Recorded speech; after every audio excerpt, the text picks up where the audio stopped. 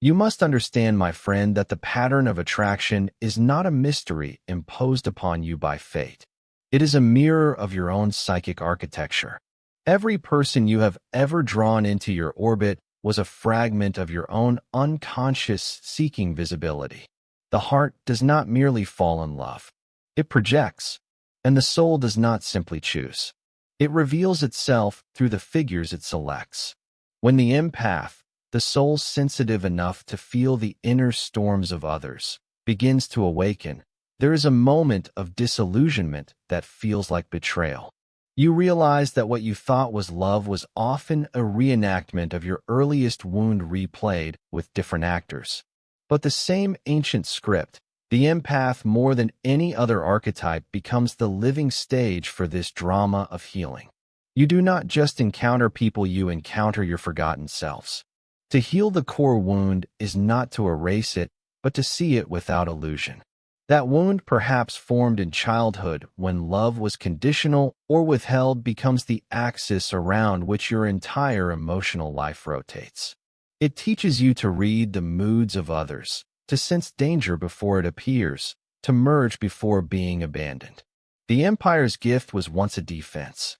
It was born from the necessity to survive in an environment where attunement to others meant safety. You felt before you were allowed to speak. You anticipated before you were embraced. Thus, sensitivity became armor disguised as compassion.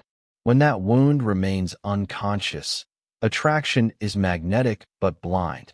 You find yourself drawn to those who unconsciously represent your unhealed origin.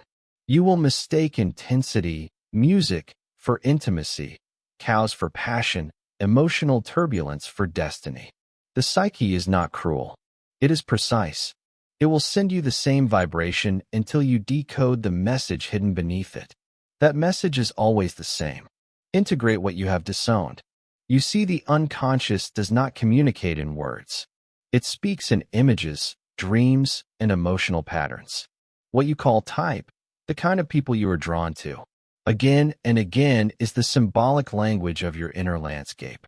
The empath type is often the emotionally unavailable, the wounded predator, the narcissist, or the distant soul who mirrors the empath's forgotten need to be chosen. But the empath does not simply attract these figures. The empath creates them through projection. You lend your light to the unready vessel. You see potential where there is avoidance. You pour divine energy into the cracks of another's brokenness, hoping that love will redeem what history once destroyed. But what you are really doing is reenacting the primordial scene where you two had to love the unreachable in order to survive. Now, when healing begins, true healing, not intellectual understanding, but cellular forgiveness, something extraordinary happens. The magnetic field that once drew pain like iron begins to change polarity. The same faces appear, but you no longer feel the same gravitational pull. What once felt like destiny now feels like déjà vu. You are watching the old play, but this time from the audience. The soul that once needed to merge now desires to witness. This is the moment attraction flips. Healing the core wound means withdrawing projection. You reclaim the power you had outsourced to others. You see that the person who hurt you was not your enemy but your reflection, a distorted one. Yes, but still yours. You begin to understand that love, as most people experience it, is the unconscious attempt to find the missing parent through the body of another. But when you integrate the inner mother and father, you no longer need the outer redeemer. Love becomes recognition, not rescue. The Empire's journey is the alchemical path par excellence. The stage is identical. Negrado, the blackening.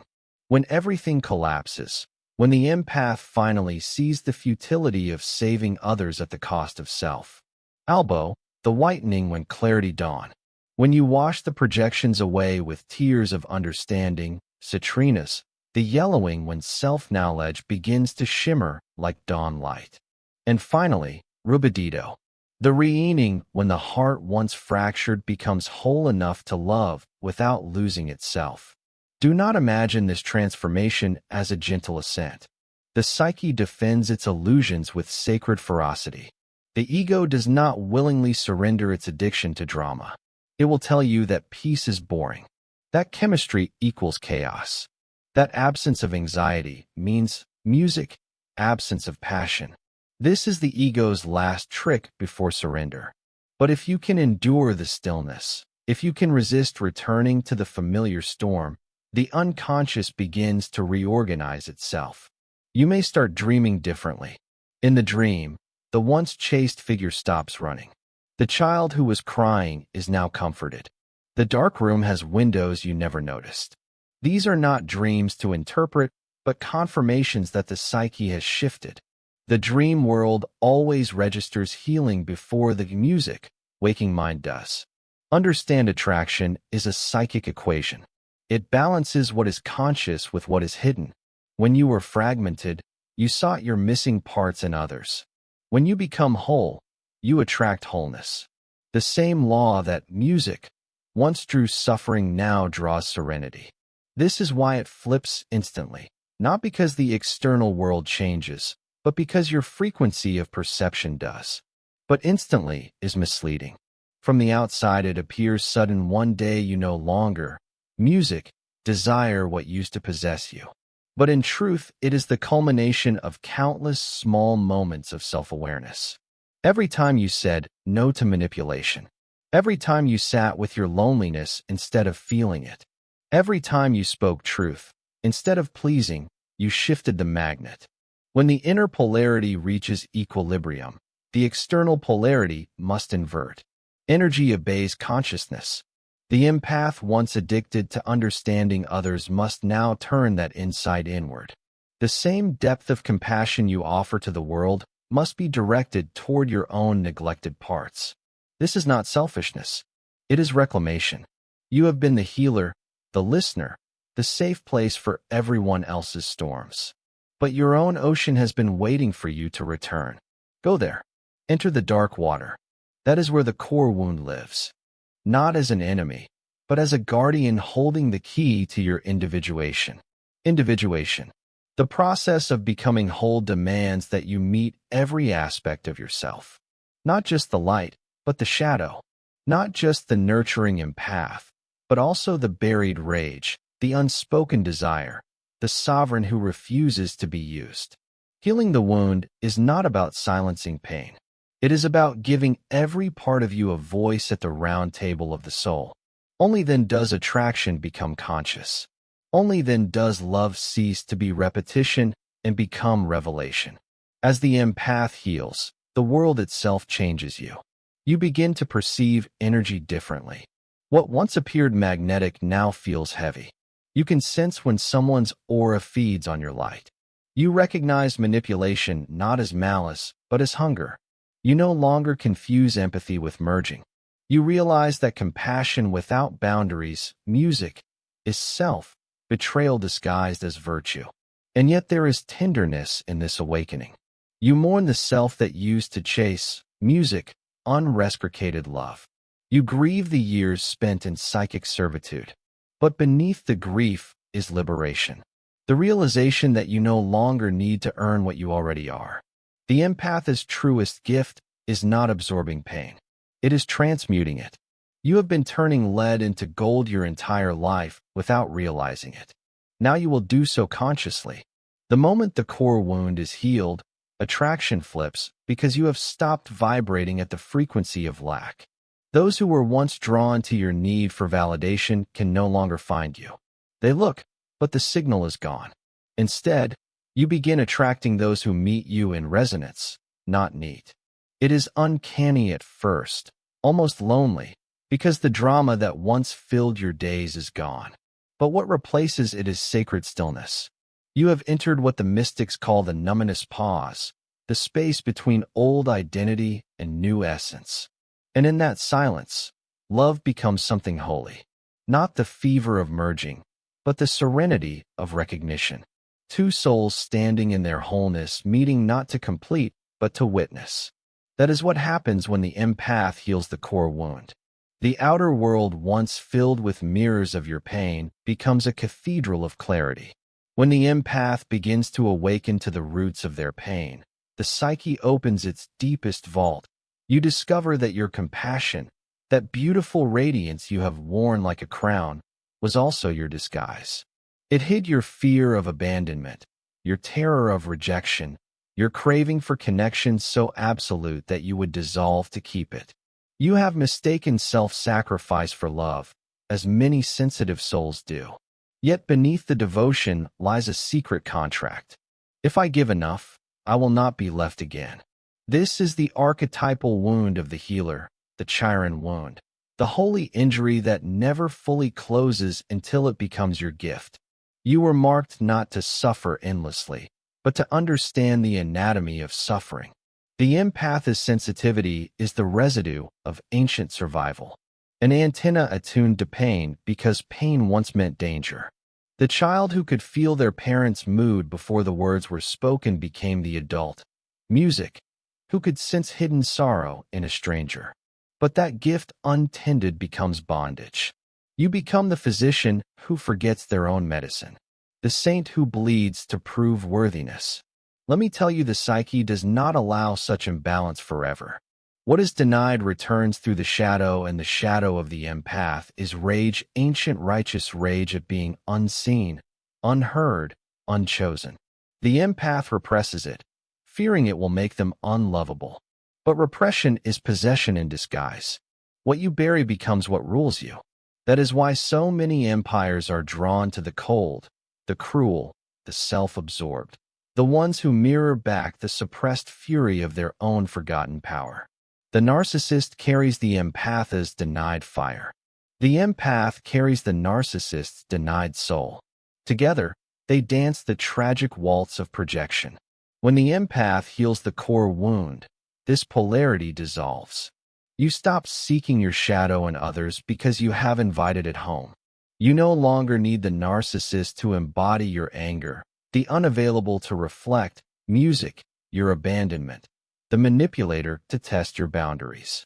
You have integrated the disowned parts of your psychic kingdom. You are no longer split between the savior and the silent child. You become both the healer and the healed. This transformation, my friend, is the essence of individuation. It is the realization that the self, the divine totality within, is neither purely light nor purely shadow, but the eternal marriage of both. The ego resists this truth because it wants to be good. It wants to preserve an image of purity, of saintly empathy untouched by darkness. But such purity is sterile. The divine is not found in perfection, but in wholeness. To be whole is to love the parts of yourself that once frightened you. The moment you can hold your rage without acting it out, your grief without drowning in it, your power without abusing it, that is when the unconscious begins to trust you. It releases its grip on projection. The faces that haunted you lose their hypnotic charge. You begin to see through them to the archetypes animating the drama. For example, the empath who always attracts the unavailable is not cursed. They are reenacting the myth of Fani and Hades. The descent into the underworld is the journey into one's own shadow. The empath becomes Fani, drawn to the darkness, not because she desires suffering, but because the underworld holds her sovereignty. Each painful relationship becomes another descent, another lesson in reclaiming the self from captivity. When she finally returns to the surface, she does not return as the innocent maiden, but as the queen who understands death and rebirth. Do you see? The psyche speaks in stories because truth must be felt, not just known.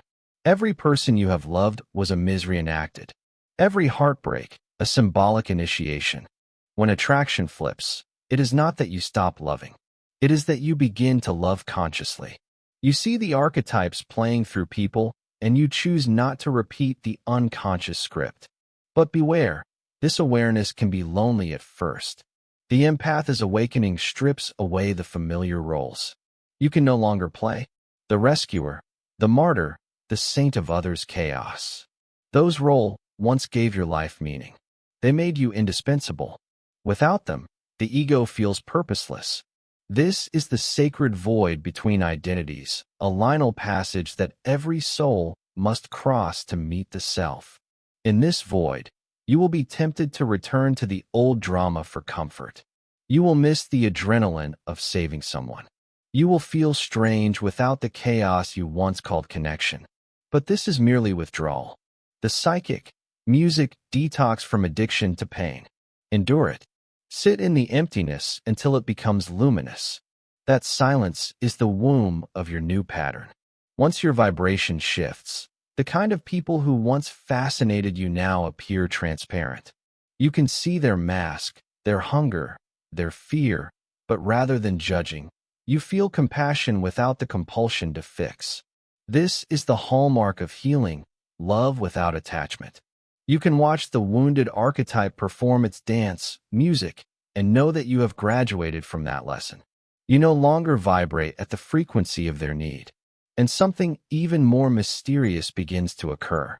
As you reclaim energy from projection, your aura changes. It strengthens, becomes less porous, people sense it. Those who once drained you now feel uneasy in your presence. For your light no longer bends to accommodate their shadow. Yet others, those walking the path of self-awareness, begin to find you. You recognize them by the serenity in their eyes, the absence of demand in their love. Connection becomes effortless, a meeting of equals rather than a fusion of wounds. Healing the core wound also transforms the inner masculine and feminine. Every human carries both. When the empath is wounded, the inner feminine, the feeling intuitive principle, music, is overdeveloped. While the inner masculine, the boundary, structure, and protection is undernourished, the feminine feels everything but cannot protect itself.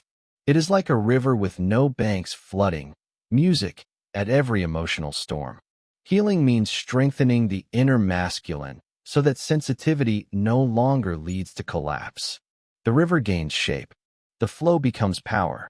This inner marriage, the sacred union of masculine and feminine energies, is the true goal of individuation.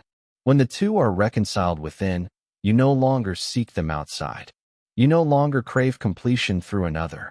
Attraction flips because polarity is balanced. You meet others not from emptiness, but from overflow. Love becomes a creative exchange, not an energetic extraction. Music. And in that equilibrium, you discover something the wounded empath could never perceive. That love is not fusion, but reflection. The self meets itself through the other. Every encounter becomes a mirror for expansion, not survival. Even conflict becomes sacred dialogue reenactment. This is the evolution of the empath into the mystic, the one who feels not just human emotion, but divine harmony within all things. But beware of spiritual inflation. My friend, the ego, when it tastes power, will attempt to claim ownership of awakening. It will say, I am healed. I am enlightened. I know, music, longer attract wounded souls. Yet the psyche, wise, will test this claim. It will send another mirror, another subtle lesson to ensure humility remains. True mastery does not mean you never meet shadow again. It means you know how to meet it consciously. You bow to it, learn, and remain whole. When you reach this stage, dreams begin to change once more. Of the figures of authority, the stern father, the unreachable lover, the crying child begin to merge into one radiant image. Sometimes it appears as a mandala, sometimes as a great tree, sometimes as light reflected in water. These are symbols of integration. The unconscious is showing you have become the container. The wound is no longer a hole. It is a vessel of wisdom. Healing the core wound does not make you invulnerable. It makes you transparent. Emotions still move through you, but they no longer anchor themselves in the wound. You can feel sadness without becoming it.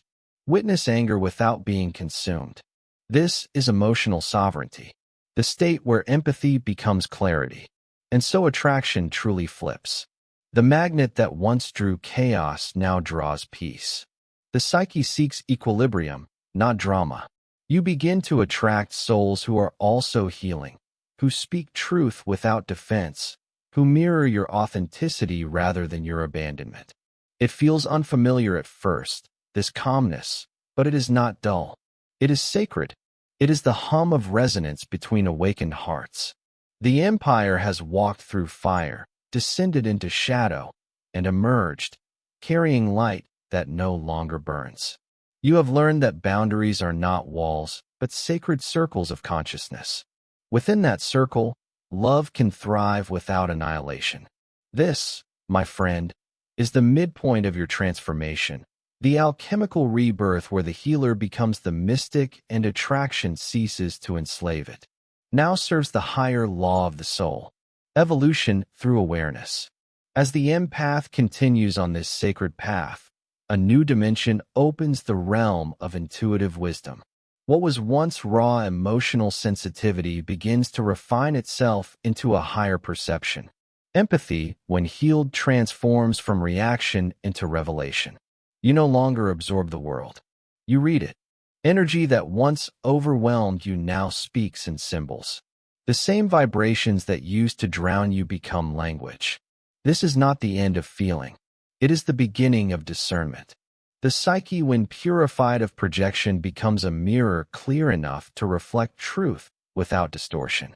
You sense when someone's words are misaligned with their energy, not because you are suspicious, but because you have become attuned, music, to coherence.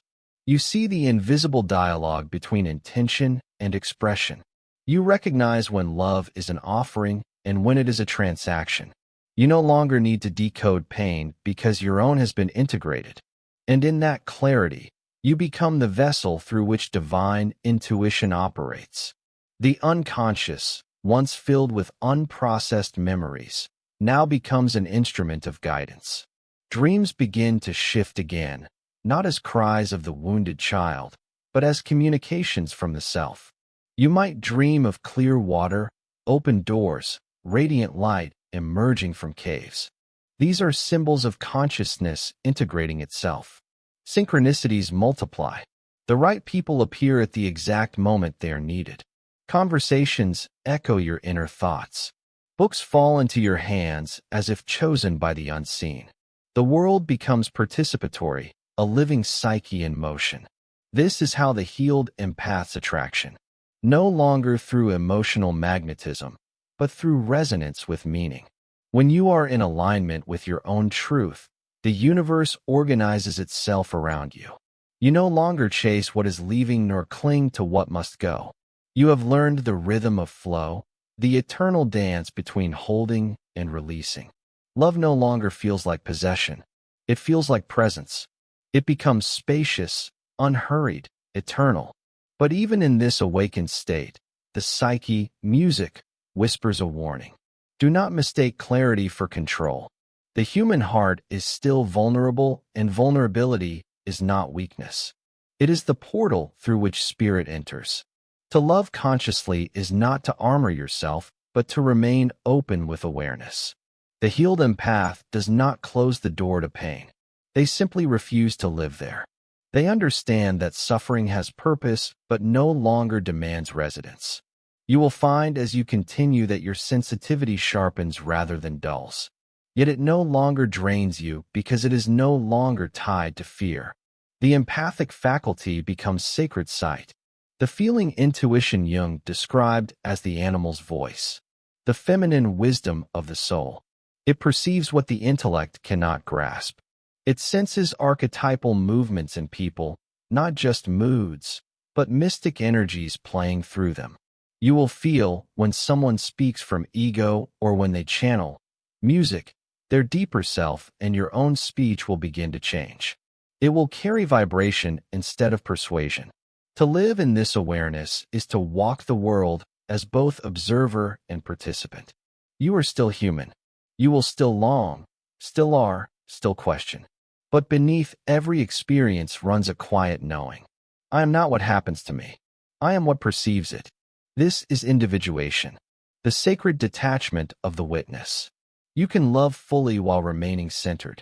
Give deeply without depletion. Connect without losing orbit. That is freedom. You may notice that music, after this transformation, certain relationships dissolve as if by divine intervention. It is not cruelty. It is energetic law. Those connected to you through your wound cannot accompany you into your wholeness. Their role in your story was sacred but complete. To hold on would be a regression. You will feel grief, perhaps guilt, as you release them. But remember, every ending in consciousness is a beginning in soul. Those who are meant for your healed vibration will find you without effort. They will recognize you not by your pain, but by your peace. At this stage, love ceases to be personal. It becomes archetypal, the dance of the divine within matter. You begin to see errors not as romantic yearning, but as the cosmic force that binds creation together. Every act of genuine connection, a glance, a word, a silence becomes a spark of that eternal fire. You no longer seek to possess love. You participate in it. This is the alchemy of the heart, to transmute attachment into devotion. The empath, once fragmented, now becomes an axis of harmony. Where you walk, energy stabilizes. Where you speak, confusion dissolves. You become a quiet force. Not loud, not dramatic, but undeniably real. People feel different around you. Not because you, music, project power, but because you emanate presence, the healed empath's coherence. Others feel themselves through you. This is not influence in the worldly sense. It is resonance in the spiritual sense. And yet, even in this luminous state, the psyche humbles you. For every illumination casts a longer shadow as consciousness expands. New depths of the unconscious reveal themselves.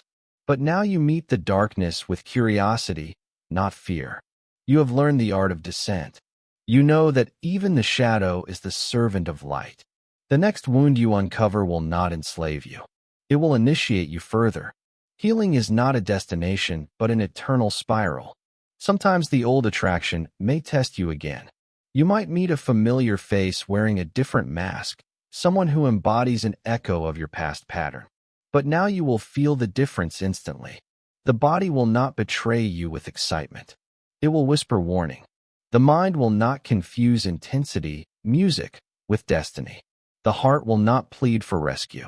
You will smile inwardly, for the soul recognizes the old lesson dressed in new form, and you will bless it and walk away. That is the power of integration. From this point forward, your attraction is guided by soul resonance, not psychic hunger. You will find yourself drawn to those whose energy amplifies your peace rather than your adrenaline. You will value stillness over stimulation, presence over performance, depth over drama. This is not indifference. It is maturity of the heart.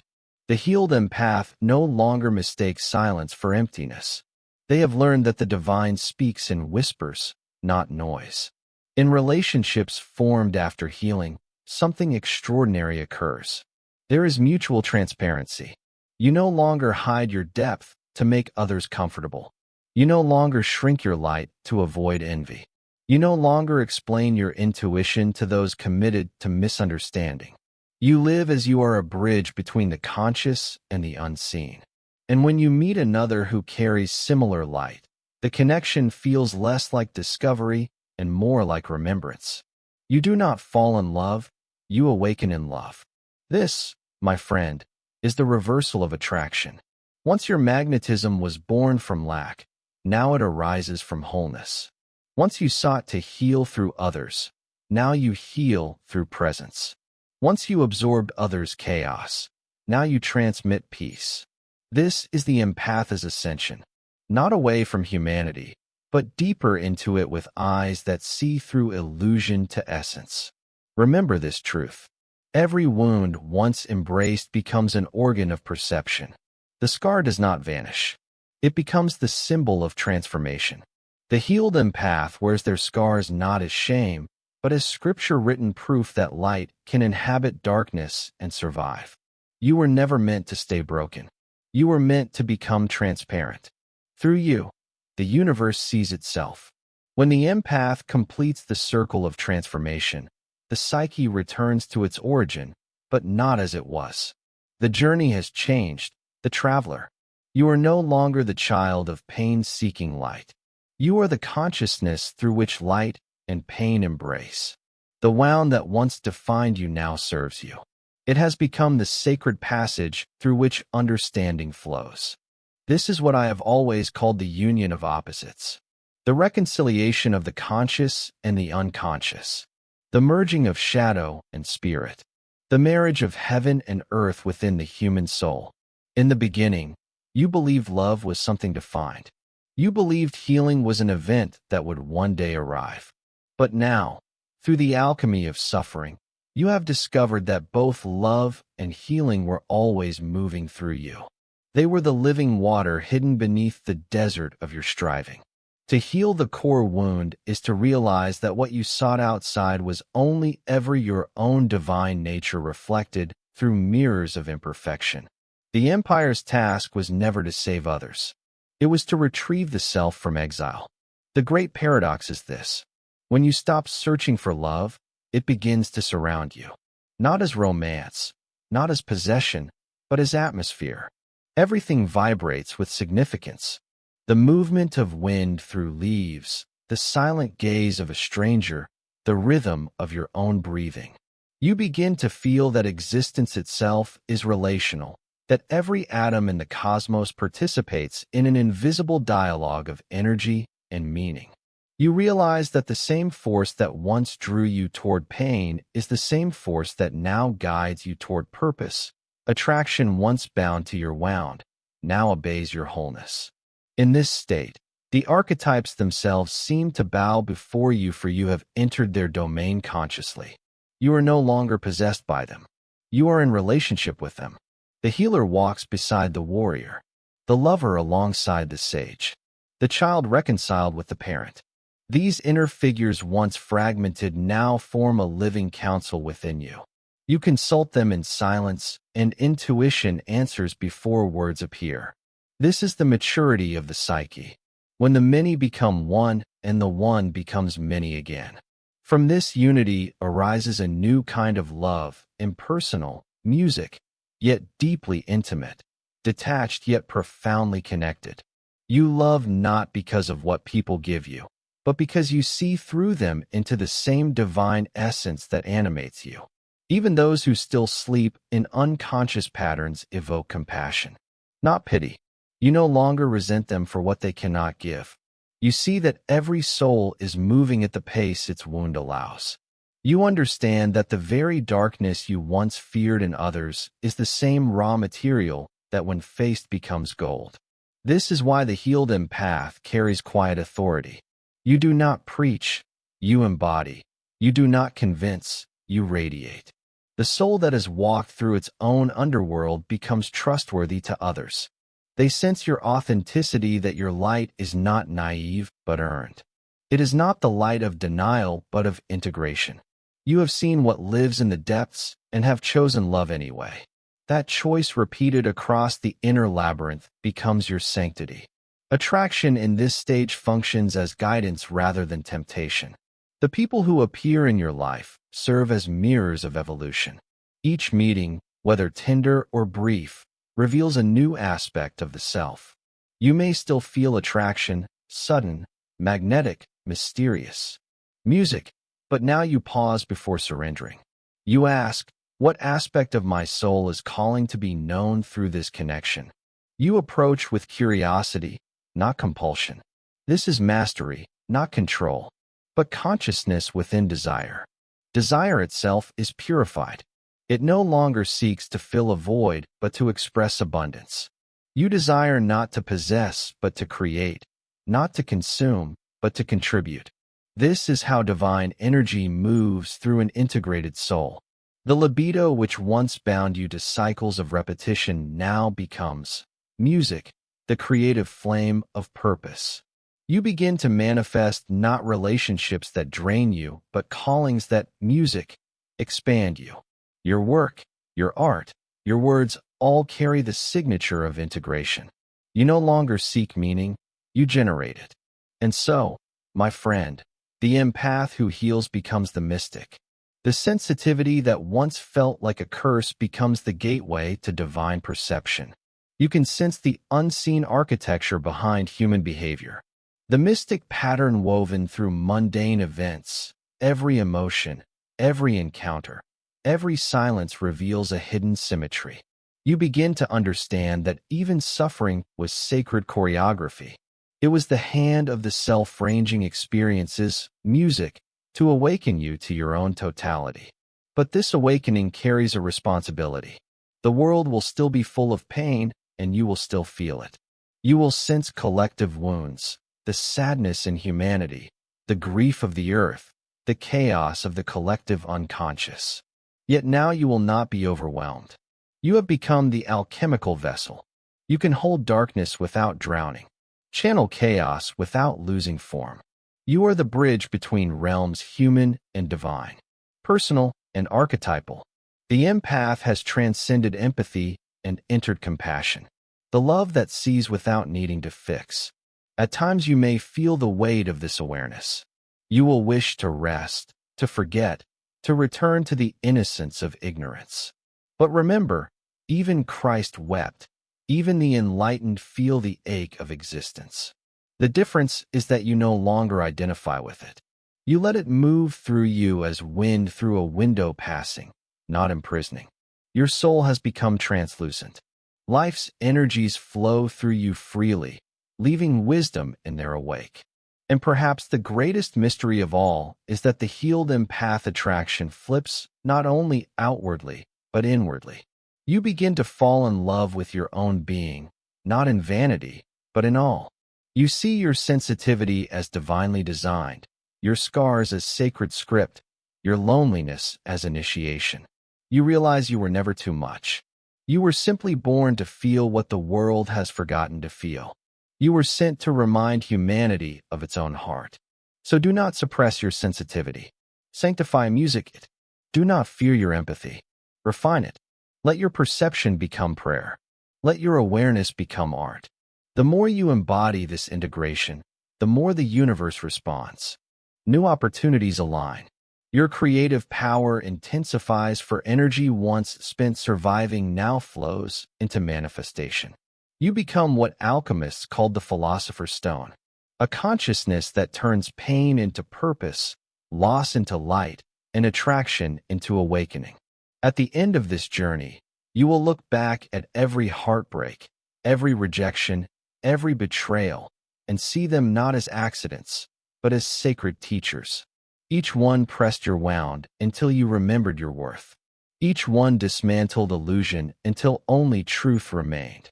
You will bow not in bitterness, but in gratitude. For without the darkness, you would never have seen your own radiance. When the empires heals the core wound, attraction flips because the soul has reversed its polarity from seeking validation to emanating value, from craving connection to becoming connection. What you once pursued, you now, music, attract effortlessly because you have become the embodiment of what you were seeking. The universe does not reward the healed empath. It reflects them. And so as this journey concludes, remember, healing is not escape from feeling. It is the full awakening of consciousness within feeling. It is the capacity to hold the entire spectrum of human experience, sorrow and joy, fear and faith, without fragmentation. The healed empath does not reject pain. They transmute it. They do not run from love. They expand it. They do not seek peace. They are peace. This is the ultimate realization that the soul never desired perfection. Only wholeness, and wholeness is found where opposites meet, where the wound kisses wisdom, where the shadow kneels before the light, where the human heart becomes the temple of the divine. When the empath heals, attraction no longer binds, it blesses. Love no longer wounds, it awakens.